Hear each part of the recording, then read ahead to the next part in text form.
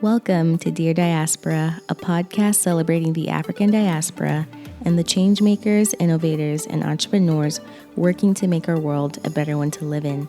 I'm your host, Ndulwa Koa. Let's get started. Welcome to season 3 of the show. I am so excited to be back with brand new episodes of Dear Diaspora.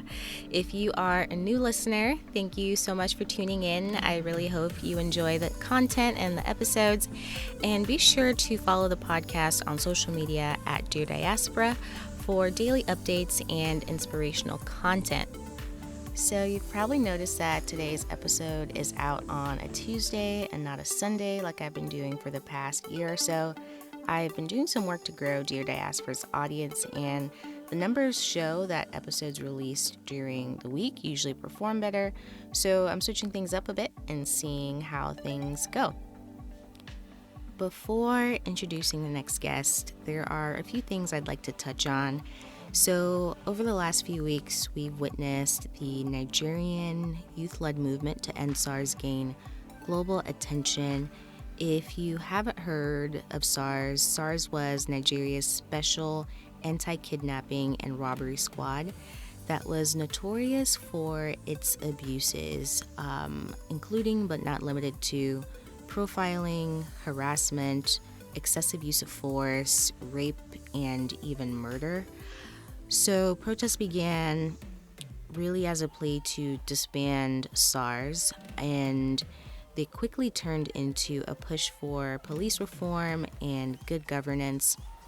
Although SARS was officially disbanded earlier in the month, protests continued to push for systemic change, overall just better governance, more accountability, and justice for the victims who've unfortunately been killed and, even most recently lost their lives just peacefully protesting. And so there's been just all of this unnecessary bloodshed, and it's been really difficult to witness. These last few weeks have been really just quite sobering, and it's really difficult considering the fact that these issues are prevalent across the continent. They are not just happening in Nigeria.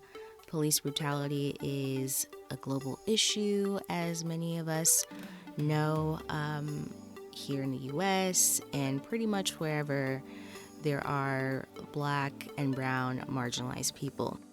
And what's been really disappointing in all of this is just the response to it, or really the lack of response, especially from other African leaders.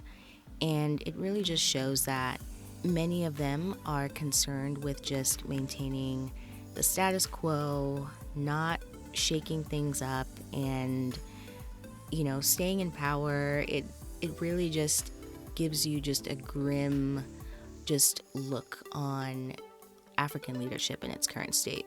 A quick side note and some food for thought. So, Africa has the youngest population of any region in the world, with a median age of 20. And Nigeria, which is Africa's most populous nation, has a median age of 18, and only 5% of its people are 60 or older. So I just find it interesting to think about how just across the continent we're being led by these old, corrupt leaders that continue to exploit us, mismanage our resources, you name it. In all of this, what gives me hope is young people on the continent, like young people who are leading movements like this and showing that African youth are capable, we are organized, we are full of talent and potential, and just given the right resources, we can really change the world. Not to be corny, but we really do have that power, and these most recent demonstrations have shown that. We are at this point where collectively we are all just questioning the status quo and how things have been done, these past few decades. Like, why are things run this way? Why is this structured like this? Why can't we figure out a better way to ensure that everyone has access to the resources they need, to safety, to just so many, basic human rights? It's really important that we really think through a lot of these things. And what I also really appreciate is just all of the conversations that have been sparked as a result of just all this activism and just all this momentum. And so, like I mentioned earlier, these issues are happening across the continent. There are things happening regarding police brutality in my home country, Zambia. There's ethnic, cleansing happening in Ethiopia. In Congo, people are bringing back the conversation about conflict minerals and ethical sourcing and child labor and just all these things that are very difficult to talk about, but they're very necessary and very important. To all of the organizers who've been leading protests and movements across the continent, for organizations and individuals that are actively working to address these issues, we are totally thankful for your work. And to everyone in the diaspora, I would say the biggest thing we can do is ensure that we are educated, number one. So let's make sure that we know about what's happening on the continent and we stay informed.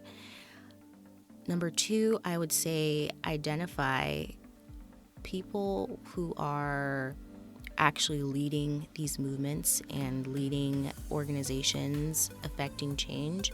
Find ways to collaborate, to knowledge share, to support the organizations in whatever capacity they deem is the best way for you to support, and just stay engaged.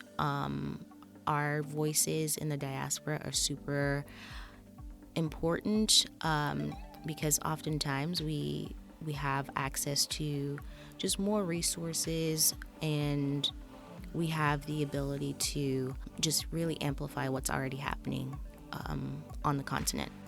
My intention is to put together a full episode, or a couple episodes actually, discussing these themes, so be on the lookout for that. And lastly, we are also just a week away from Election Day, November 3rd.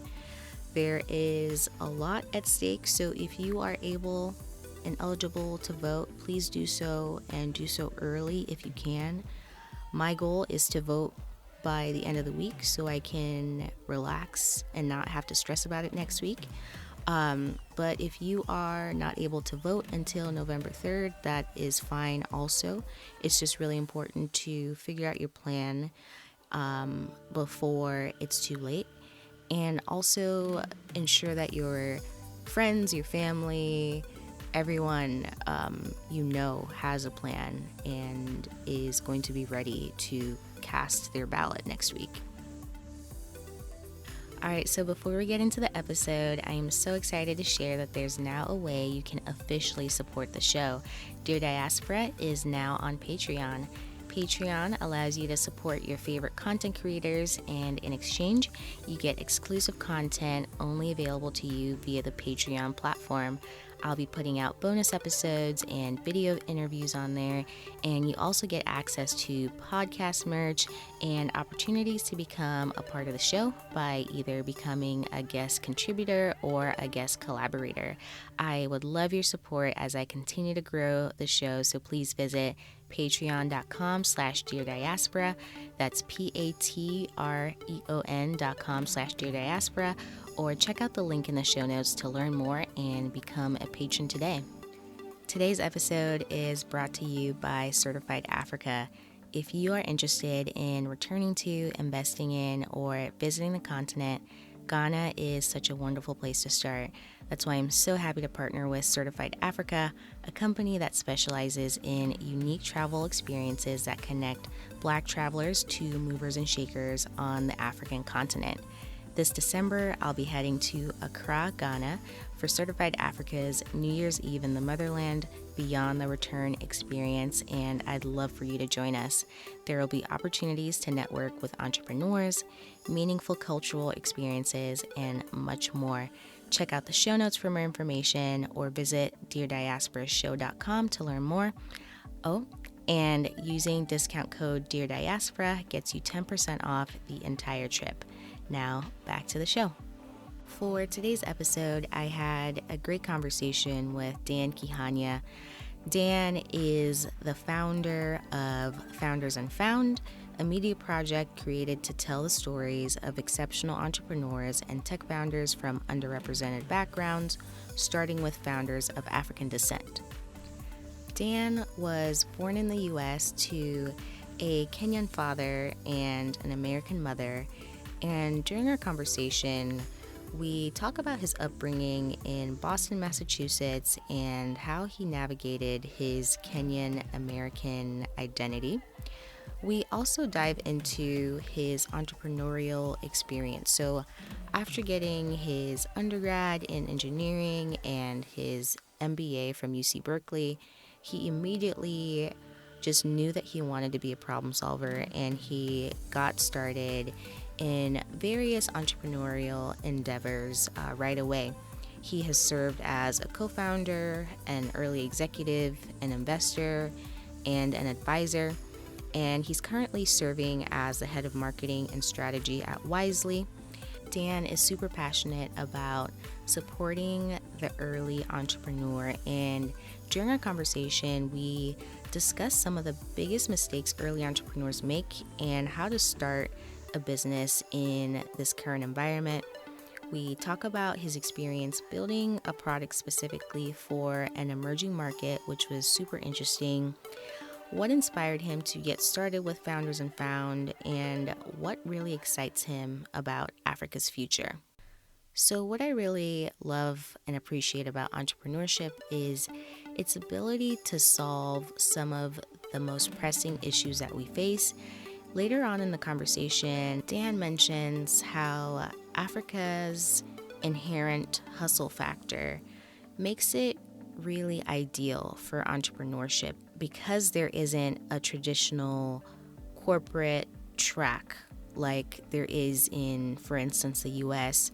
By definition, young people have really no choice but to be entrepreneurs and to create their own opportunities. So I really, really enjoyed this conversation, and I hope that you enjoy it and take lots away from it. Without further ado, here's my conversation with Dan Kihanya. Dan, thank you so much for being a guest on Dear Diaspora. I'm so excited to have you. Thank you for having me. I'm excited to be here. Absolutely, absolutely. Looking forward to just learning more about your incredible career and just everything that you've been able to do in the startup space. So let's get started by just getting to know you a little bit better. Like, where are you from and where did you grow up? So I grew up in Boston, mostly in the 70s and 80s. So very interesting time to be a part of that city. But my parents both came to Boston in the 60s. My mom from rural Maine and my dad from Kenya, and kind of met during the 60s and got together and married and started a family. And I'm the oldest of three boys, and kind of grew up in a neighborhood in the Boston area. Wow. Wow. That's amazing. And what was it like kind of navigating that identity where, you know, you're half Kenyan, half American? Was it easy for you growing up, or a little difficult? So I look at it as there's pluses and minuses. I think the positive of it was, because my mom's white, is I developed a strong sense of heritage first on both sides of my family. And so I was, even though I look a certain way, I felt connected to the kind of Irish Scottish heritage on my mom's side, and my dad's, he's what's called the Kikuyu, which is one of the larger tribes in our ethnic groups in Kenya. And so he knew all of our history. So I had a strong connection to both of my heritages. I think the other thing that was good is that it allowed me to be more amenable to moving between groups, even groups outside of my own heritage. That part of it was good, because Boston was, and to some degree still is, but not as much as it was then, a very polarized place. I mean, there was neighborhoods, but I remember joking with some of my friends in high school, because I went to a high school that brought people from all over the city. And I said, yeah, we can go to your house during the day, but at night, I can't be there, and you don't want me there, because you're going to be in trouble too. Wow. So it's interesting from that perspective. I think the tough part is sometimes you never feel like you're totally deeply connected with any one of your heritages, right? And so that part can sometimes become challenging. But I feel blessed with the way I was brought up. My parents were very much about education, service, religion, and trying to be kind of a good citizen. And so I think those things help prepare me for my adult life. So I don't regret them, even though some were hard. And racism was certainly a part of growing up in Boston in the 70s. And I don't know if you know, but that busing, it was kind of the epicenter of the busing conflict, Oh, which is wow. where they took people from their neighborhoods and shipped them to another neighborhood with the intent of trying to integrate the city at the sort of school level. But it was very contentious, and so it was Wow. a challenging time. But I don't regret it, and I feel very fortunate that I've had the upbringing I did. Absolutely. Wow. I mean, it sounds like your parents certainly did a good job. And so, speaking of education, you studied mechanical engineering at Princeton for your undergrad, and then you went ahead and got your MBA from UC Berkeley. What kind of inspired you to, choose that particular combination? Yeah, great question. So when I went to college, I was pretty good at math, and I liked cars. And to me, those two things kind of netted out as mechanical engineering. And so when I was in college, I kind of thought I wanted to be an engineer, but I went to a college where I could not be totally um, committed or precluded from other choices in case I didn't. So I really chose a kind of a more liberal artsy type place that had really strong engineering. And so I I went through college and um, you know, ended up in the auto business. I worked for Ford Motor Company for 5 years. And again, when I was coming out of college, I thought, well, I like cars. I don't want to make missiles or computer boxes or manufacturing equipment. So cars seems like an interesting place to go. And so I went and worked in the auto business. And it was a Mm, great place to start my career. You get exposed basically to all elements of business and it, mechanical technologies. mm, But the one thing I realized, two things I realized when I was at Ford, one was I was really not great at, nor did I think I wanted to become good at navigating a large corporation. It just seemed like mm, friction to me and a lot of extra stuff that got in the way of trying to do business. I'm a little bit more mature perspective on it today, but at the mhm, time I thought, I don't want to do this forever. And the second thing was that I could do my job, and the equations were not that hard.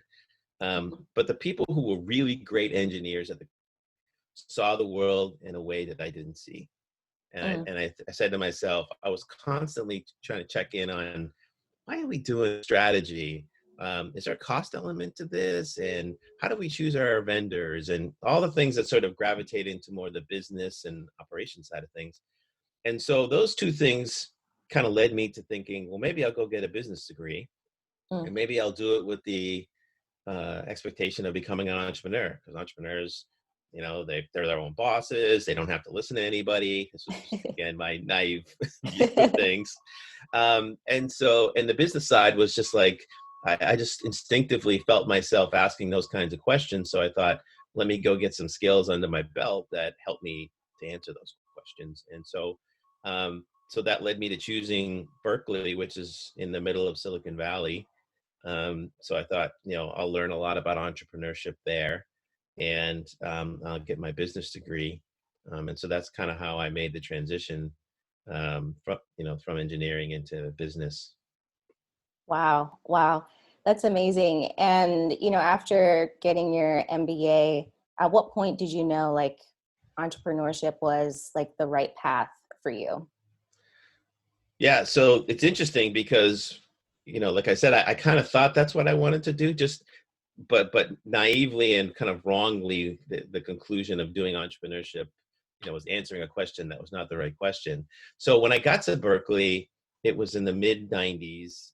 So I like to say, when I entered business school, the web didn't exist. 2 years Wow. later, when I graduated, there was public companies, and Amazon was born, and Yahoo and Netscape, and all these companies had emerged. So it was a fast moving time. Mm. And so when I got to Berkeley, I immersed myself into all the things they had in terms of curriculum, programs, clubs, events that were entrepreneurship oriented. Mm. So I really dug in. And so that each time I did that, it definitely confirmed for me that I liked the entrepreneurial journey. And if I unpack what that means to me, I think I really like the concept of going to solve a problem and having nobody who's doing it yet, or there's no answer yet. Mm. I'm not a fixer. I think I have like PTSD because my dad was an immigrant and he would never pay anybody to do anything. And so Oh, standing wow.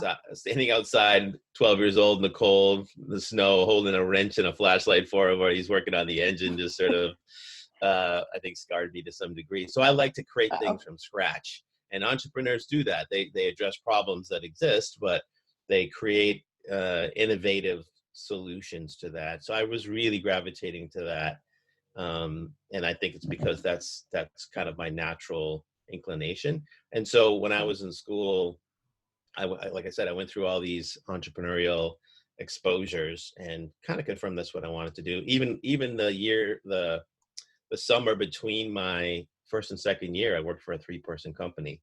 So Mm. I doubled and tripled down on, what is the entrepreneurial experience like? And so I was fortunate when I was graduating that, again, this is the mid 90s as the internet was taking off, that some classmates and I said, we had an idea. It wasn't my idea. One of the folks, it was kind of their idea. We said, let's give it a shot. What's the worst Mm. that could happen?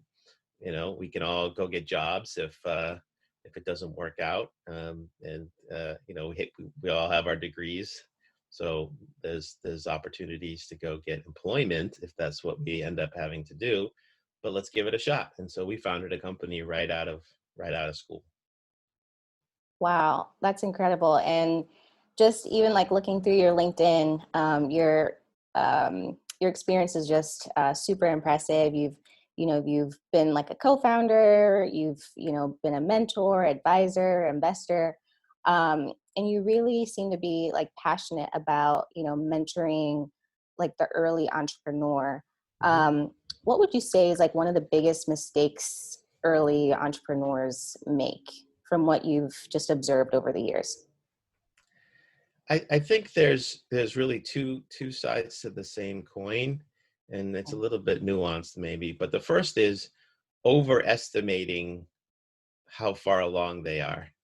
And so a lot of Oh. times I'll talk to entrepreneurs, for instance, who have had a couple discussions with with a potential customer, and sort of start to extrapolate that as, oh yeah, they're going to sign on the dotted line any day, right? Or we have 1,000 people using this, or we have 100 people using this, or whatever the number is, where it's still relatively small compared to the market potential, and sort of getting validation at that level, and sort of overemphasizing that that's validating what they're doing.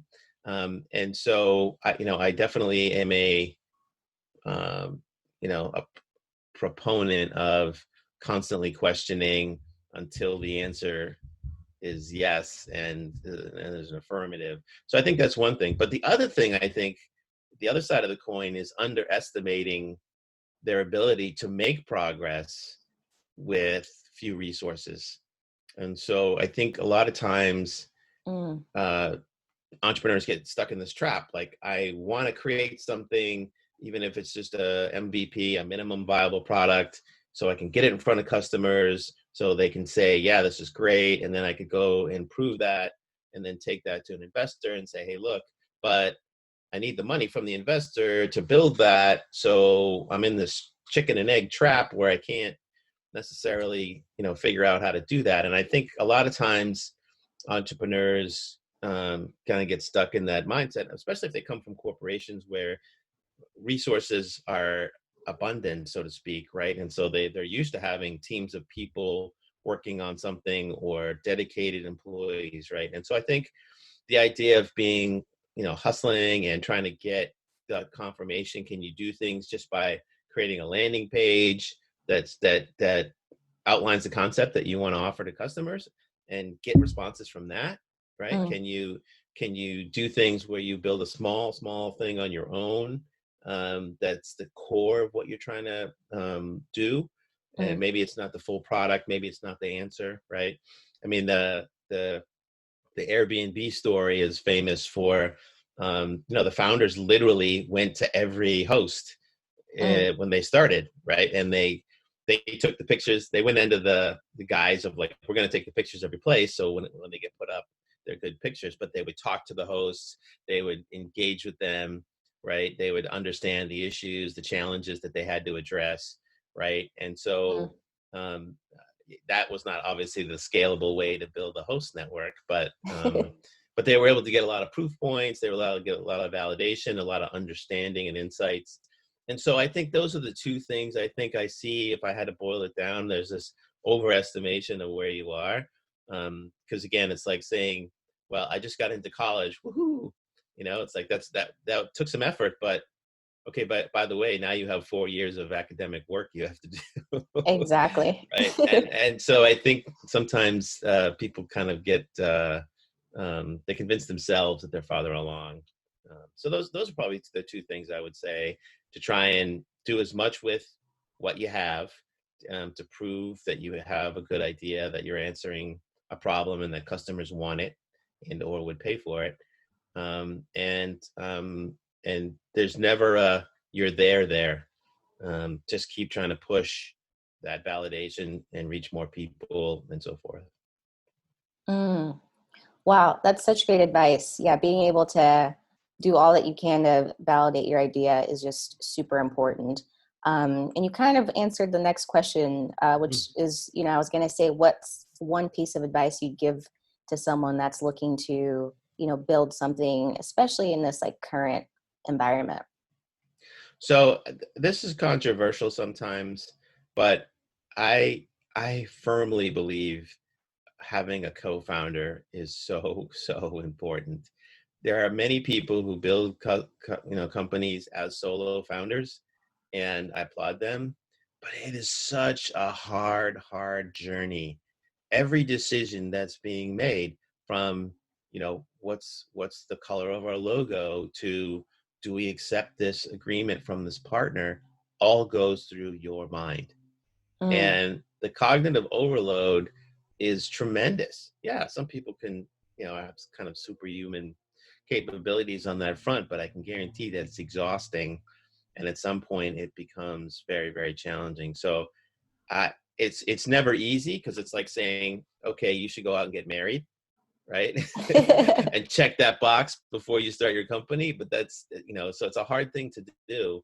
But I would go in trying to find somebody who can be a collaborator, who can complement your skill set. If you're a tech person, they're a business person. If you're an outward facing person, they can be more of like stay home and run the ranch kind of person, is more operational and procedural, whatever the balance is. And then just having another person, you could say, what do you think about this red? Does this red work for our logo? Oh, I don't like red. Red is whatever, right? It's antagonistic. It's like, oh yeah, good point, right? So that would be my one biggest piece of advice, is to try to find a co-founder, but maybe in parallel to that or in lieu of that, there's a lot of backlash against mentors right now, which some of it is warranted, but it's a valuable resource if somebody wants to give you their thoughts and opinions. Not service providers who are basically just trying to get you to pay them eventually, but people who are trying to give back. So develop the skill of taking in advice, processing, analyzing, and synthesizing. Because you literally can get, like, you have a meeting at 1:00 with somebody, they tell you to go left. You have a meeting at 4:00 and the person tells you to go right.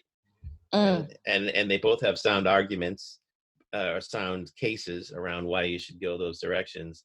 But ultimately, you have to be the one that sort of takes in that and says, okay, yeah, I think we're going to go left.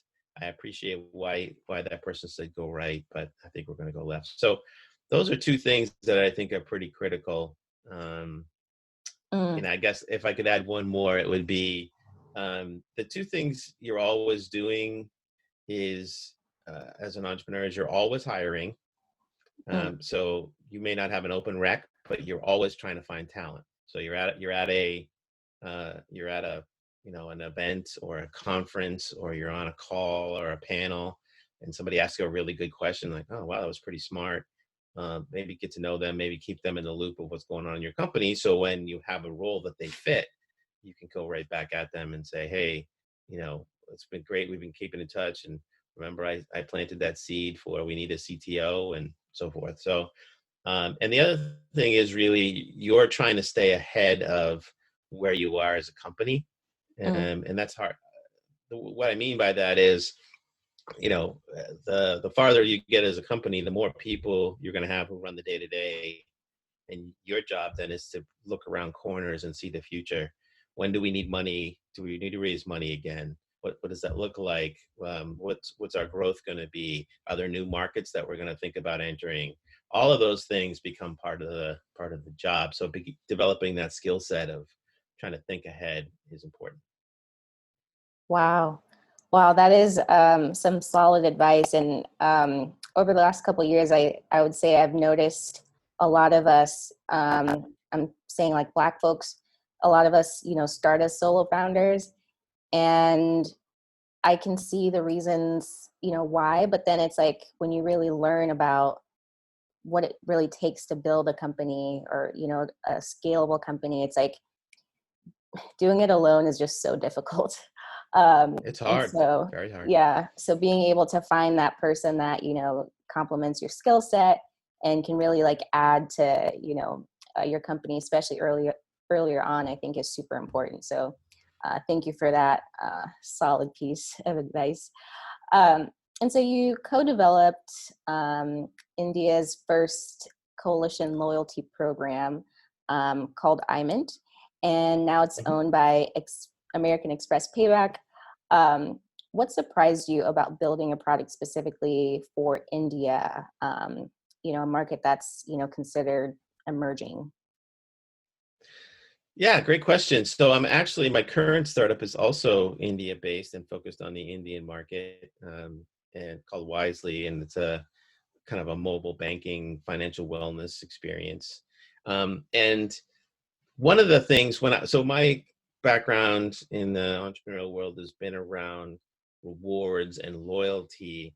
And so if you think about those offerings, there's a lot of psychology involved, right? There's a lot of what motivates people, how do you create the right incentives, what do they view as effort to earn those incentives? Do they feel validation of accumulating points, right? Like I can say I'm in the 1,000,000 point club or whatever. So there's a lot of psychology that goes into it. And so when I built my first company, I thought, well, I've kind of learned this is how digital marries against that psychology, and these are the buttons that we can push. And when you go to some place like India, culturally is so different. While it has been, like a lot of places, has absorbed some Western aspects to the way the economy works and the way society has evolved. It still has, thousands of years of traditions and cultural norms that are still prevalent today. And so one of the things, for instance, is, even my team now in India, people are raised with this idea of personal excellence, right? Like achieving, and there are so many people, when you talk about opportunities, it's felt to be pretty competitive, right? And so there's this idea that you have to try to achieve, particularly academically. And so how that manifests itself, for instance, in a startup is people, we want to do a brainstorming session, and people want to go off and say, let's do it in a week when I have a chance to think out my thoughts and put them together, because they don't want to misrepresent, or not misrepresent, but they don't want to come across as unfinished, which is really the whole point of a brainstorming session. That you have people that are just free flowing, thinking, sort of on the fly. So just in the company and the culture of our company, we have to work on that, because that doesn't bode well if you're trying to move fast, that people need to go off and spend a week, but from a consumer point of view, it's still relatively conservative. There's no scantily clad people in ads. I think there's a lot of kind of conservative-ness to how people act in society. So things like marketing, I'm kind of a snarky, I'm always kind of try to tell a joke or lighten things with humor. And sometimes those things will backfire in India. So they don't think things are funny. They don't appreciate the sarcasm. It's not like they don't have a sense of humor or anything like that, but how pervasive that could be in your marketing can be affected. So those are just a couple examples. I think when you enter any consumer, and I focused most of my career on consumers, but any customer, understanding what's their problem, why is that a problem, why is the current solution not the answer, ultimately is what you need to figure out. And that may be different in one country or one market or one region versus another. And so you have to really do the homework around that. So, I mean, they have such interesting things like, I'll tell you one story. My current company is a mobile app, and I was getting upset because we had a lot of uninstalls, and I was saying, this is not good, right? This is indicating that people don't like what we do. And they had to explain to me, and took a couple of rounds, that's not right, because their space on the phone is actually coveted more than the bandwidth. The bandwidth is pretty available, but the phones are cheap, so they could be prevalent in the market. So part of the cost reduction of their phones is that they don't have as much space. And so people, unless you're on WhatsApp or some of these things that people use every single day, all day, unless you're in that category of app, people will literally use your app, uninstall it, install it, use it, uninstall it, use it. Wow. Yeah. And so it really has taught me about, there isn't really a universal consumer. Certainly human beings have some universality to them, but when you deal with markets, there's definitely some things you need to keep your eyes open about. Absolutely. Absolutely. Wow. Yeah, I mean, sounds like you've had a really great experience, working in India, and it's going to be interesting to follow the current company that you're working with and just all the progress that you guys are able to make. And speaking of, emerging markets or economies, what would you say excites you about Africa's future? And do you see yourself, working on companies that are, maybe building products specifically, for the African market? Great question. Yeah, I'm super excited about Africa. I mean, the big picture of what is it, 1.3, almost 1.4 billion people collectively on the continent, Mm-hmm. um, and the ability for transformation of education and entertainment and commerce. Just to give a couple examples, healthcare, right, that are all being sort of digitized and enabled rapid distribution and equitable distribution via digital technologies is super exciting. And I think that there's an inherent hustle factor that I come across with people. And again, I don't want to generalize. There's many cultures. There's 53 countries or whatever it is these days. So Before, yeah. it's not one monolith of people, but there's definitely, again, this hustle factor, which is ideal for entrepreneurship. I think there's a hunger for opportunity, and if you think there isn't sort of the corporate track that is an opportunity for a lot of young people, and so I Mm-hmm. think they're going to, by definition, take advantage of the things like education that becomes more accessible. Can you teach yourself how to code, to learn business? And so they're going to take up their own mantle and start their own businesses. And you see this already in so communications and entertainment and financial technologies, fintech. There's a really exploding marketplace there, or industry there in across Africa, in places like Nigeria and Kenya, Uganda, South Africa. Mm-hmm. So I'm excited. I think the raw talent is there, the hustle factor is there, the access to technologies is becoming more and more available. And so I think there's going to be amazing things that get developed. I think one of the other things that people don't think about, and maybe like the World Bank thinks about it, but not in the entrepreneurial world, is the population density overall across Africa is like, I think, the low 100s per square kilometer. So for comparison, the US, I think, is like 35 people per square kilometer. And I think some of the most populated places are like hundreds, like 400 or 500. I think India is in the hundreds per square kilometer. And so what Wow. does that mean? That means that this idea of resources, agriculture, things that can take advantage of land, plus the ability for people to have like homes and to spread beyond cities, I think is all going to be a big part of the 21st century for Africa. And so there's going to be all these new, agro tech farming technologies that, create algorithms to farm in the desert and things like that, that I think are really going to,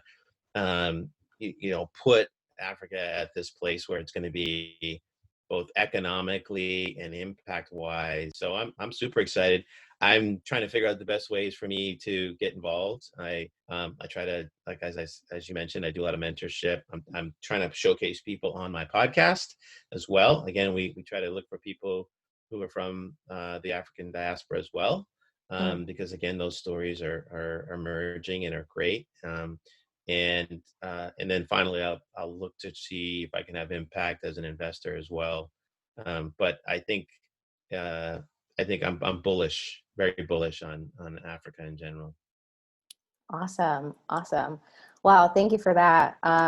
Definitely an exciting time for the continent. And like you said, there's just so much room for innovation just across, industries. So it'll be interesting to just see where we'll be like in the next 10, 15 years. So really excited for it as well. And looking forward to hearing even more stories on, your podcast, spotlighting Black founders from the continent and in the diaspora.